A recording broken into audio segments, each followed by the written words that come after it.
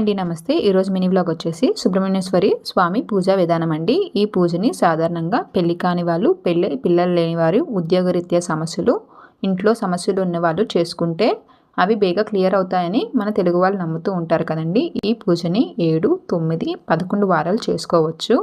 ముందుగా సుబ్రహ్మణ్యేశ్వర స్వామిని నీట్గా నీళ్ళతో క్లీన్ చేసుకొని పాలు, పెరుగు, తేనె, నెయ్యి, పంచదార, కొబ్బరి నీళ్ళతో అభిషేకం చేసుకొని ఇంకొకసారి నీట్గా క్లీన్ చేసుకొని విభూతి ఇంకా గంధం నీళ్ళతో అభిషేకం చేసుకోవాలి. ఇంకొకసారి నీట్గా విగ్రహాన్ని కడుక్కొని పసుపుతో అలంకరించుకొని కుంకుమ బొట్లను పెట్టుకోవాలి. ఇప్పుడు ఒకే ప్రమిదల్లో 2 దీపాలు కానీ 2 ప్రమిదల్లో 2 దీపాలతో దీపారాధన చేసుకోవాలి. సుబ్రహ్మణ్యేశ్వర స్వామి 6 ముఖాలు కలవాడు కాబట్టి నైవేద్యం కూడా 6 సంఖ్య వచ్చేలా పెట్టుకోవాలి.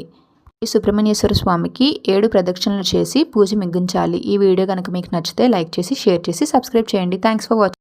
హాయ్ అండి నమస్తే. ఈరోజు మినీ వ్లాగ్ వచ్చేసి